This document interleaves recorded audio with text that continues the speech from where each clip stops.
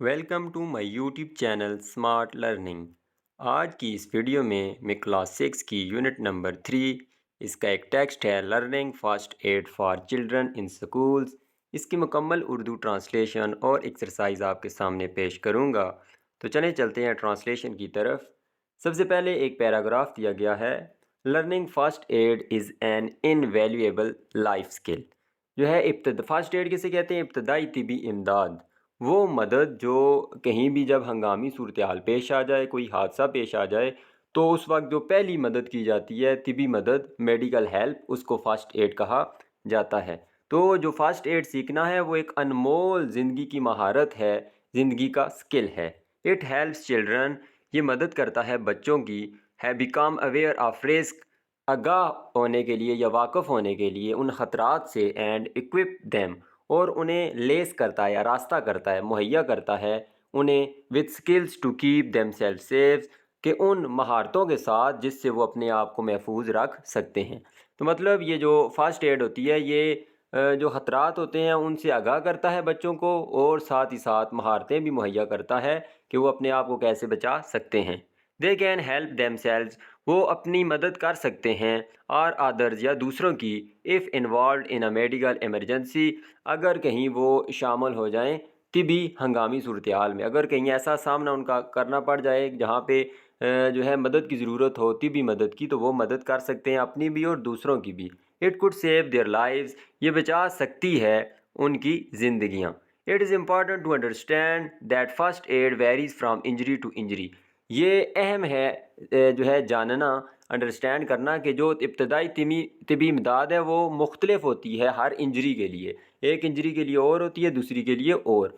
हर injury का अपना अपना ट्रीटमेंट होता है। इफ़ अगर someone has burn their skin, किसी की जिल जो है अपनी जिल जल जाती है, you can not apply the same procedure, तो आप जो है उस पर नहीं लगा सकते एक ही तरीका रिक्वायर्ड फॉर ब्लीडिंग, जो कि खून बहाव के लिए चाहिए होता है।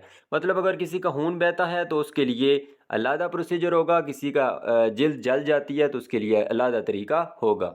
सम of the first aid procedures are given below for your understanding, कुछ जो तरीके हैं इब्तदाई तिबी इमदाद के वो यहाँ नीचे दिए गए हैं आपकी इफ़हाम व तफ़हीम के लिए, आपकी समझ के लिए।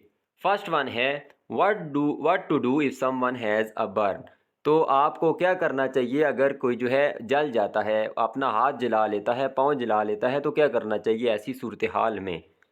तो इसके कुछ स्टेप्स हैं। If someone has been burned by something hot, कोई बंदा जो है अपने आप को जला देता है किसी गर्म चीज़ से, the most important thing is to cool down the burned area using water, सबसे अहम चीज़ है कि आप ठंडा करें उसके जले हुए हिस्से को पानी के ज़रिए।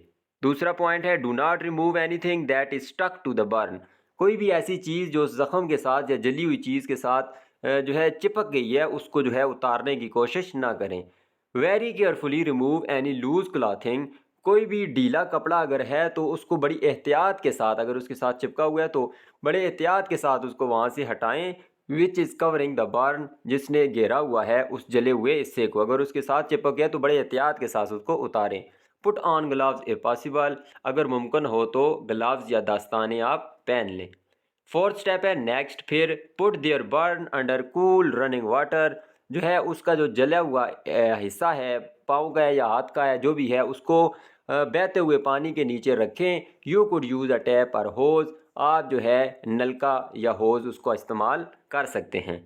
पांचवा पॉइंट है देन फिर hold the burn under the water for a full 15 to 20 minutes, उसको रखी रखें, जो एरिया आपने पानी के नीचे रखा है तो 15 से 20 मिनट तक आप रखी रखें। Avoid applying ice to burn tissue, जो है उसके ऊपर बर्फ़ डालने से गुरेज करें, जले हुए एरिया पे बर्फ़ नहीं डालनी, ठंडा हल्का पानी आपने डालना है। It can cause more damage, तो अगर बर्फ़ डालेंगे तो ये ज़्यादा नुकसान का सबब बन सकता है। छठा है if the burn is really big and painful, अगर जो है जला हुआ हिस्सा बहुत बड़ा है और दर्दनाक है, दर्द से भरा हुआ है, you need to call rescue 112, तो रेस्क्यू 112 को आपको कॉल करनी चाहिए या आपको कॉल करने की ज़रूरत है। ऑलवेज टेल एन एडल्ट, जो है हमेशा जो है बताएं किसी बड़े बंदे को, नौजवान को, व्हाट हैपेंड, क्या हुआ, and get burn seen by a health professional, और जले हुए हिस्से को दिखाएं जो पेशावर तबीब होता है, मतलब जो इस पेशे से रिलेटेड है, कोई डॉक्टर है तो उसको लाजमी दिखाएं, क्योंकि ये तो फर्स्ट एड है जो आप उसको शुरू में दे सकते हैं, लेकिन उसके बाद फिर लाजमी जो है आप डॉक्टर को दिखाएं। नेक्स्ट जो है कि आपको how to help someone with heat stroke.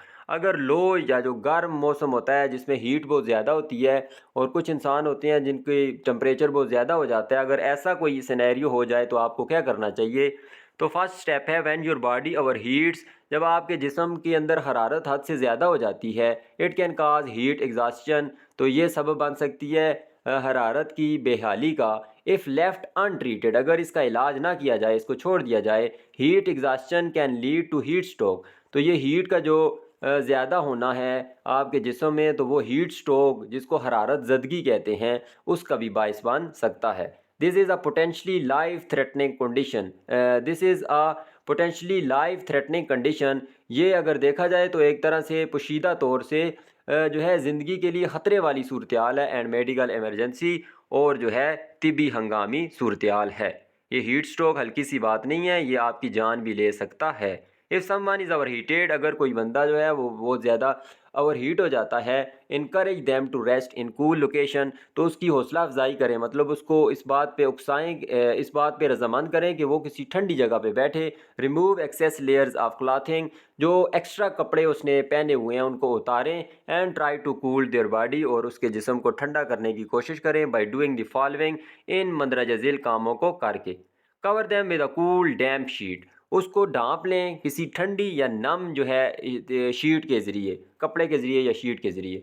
दूसरा पॉइंट है apply a cool wet towel to the back of their neck, जो है आप ठंडा और जो नम जो तौलिया है उसको रखें उसकी गर्दन के पीछे वाले हिस्से पे। Sponge them with cool water, जो है वो ठंडे पानी के साथ जो है उसको सफाई कीजिए, उसकी मतलब पूरे जिस्म पे ठंडे पानी की पट्टियाँ वगैरह रखें या पूरे जिस्म पे पानी जो है लगाएं।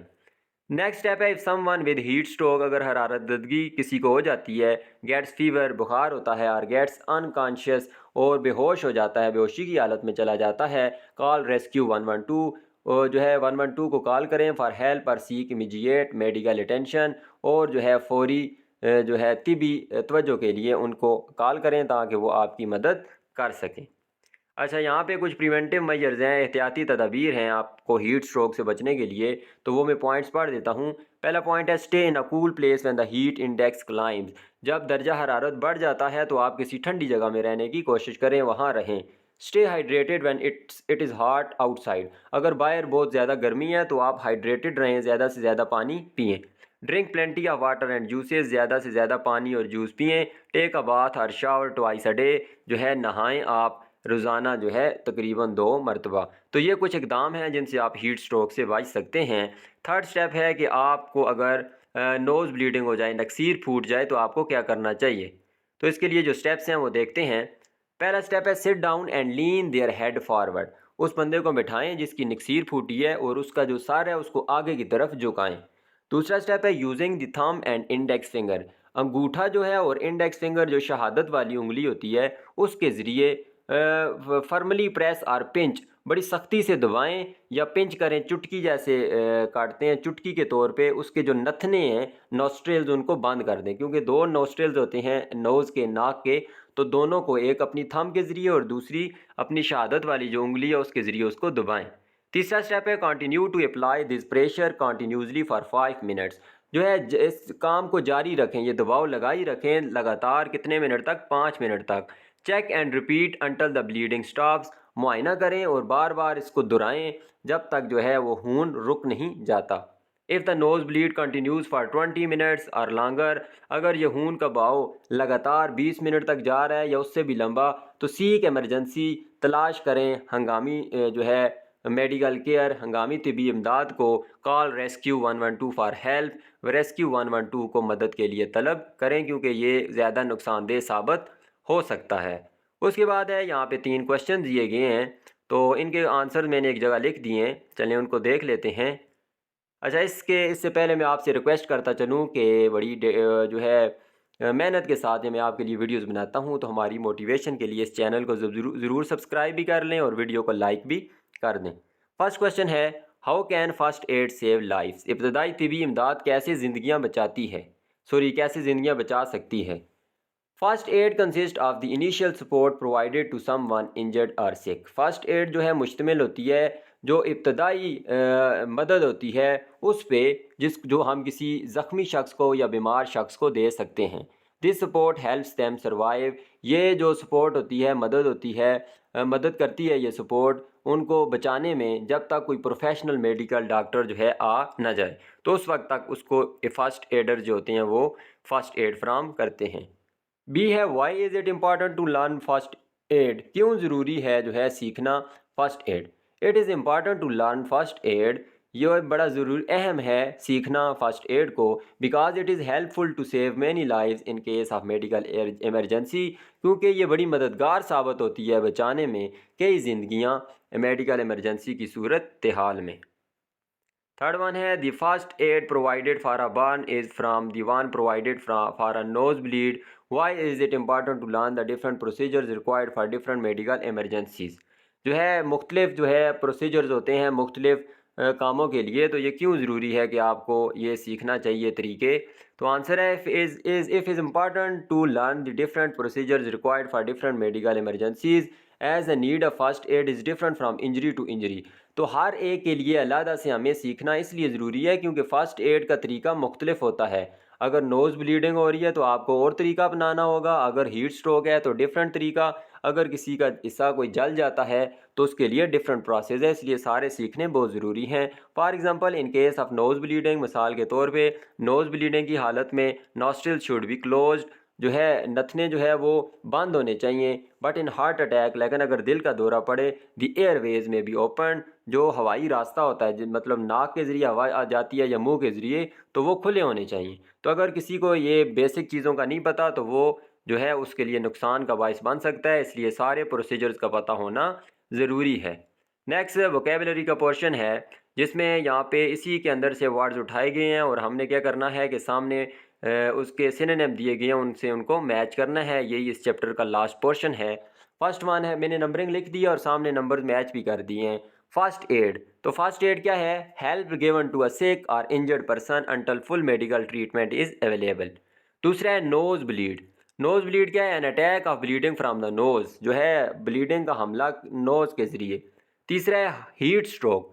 Heat stroke a condition when exposed to excessively high temperature, जब आपको सामना करना पड़ता है बहुत ज़्यादा टेम्परेचर से, उसको हीट स्ट्रोक कहते हैं। फोर्थ वन है exhaustion, a state of extreme physical और मेंटल टायर्डनेस, जो है बहुत ज़्यादा थकावट वाली हालत, बेहाली वाली हालत को एग्जॉस्शन कहते हैं। Unconscious, unconscious not awake and aware of and responding to one's environment, के बेहोशी की हालत, उसको अनकॉन्शियसनेस कहते हैं, और अनकॉन्शियस बेहोश। हाइड्रेटेड, जो है पानी जो है जिसको मिला हुआ हो, हैविंग इनफ वाटर और मॉइस्चर इन योर बॉडी, तो उसको हाइड्रेटेड सिचुएशन कहते हैं। Emergency, a serious unexpected and often dangerous situation requiring immediate action, तो हंगामी सूरत हाल को इमरजेंसी कहते हैं। सारे यहाँ पे मैंने वर्ड्स के साथ उनके सिनोनिम मैच कर दिए हैं। उम्मीद करता हूँ कि आपके लिए ये बड़ी मुफीद रही होगी वीडियो, और इसी तरह हमारे चैनल से जुड़े रहें, चैनल को सब्सक्राइब भी करें, लोगों से शेयर भी करें। अल्लाह हाफ़िज़।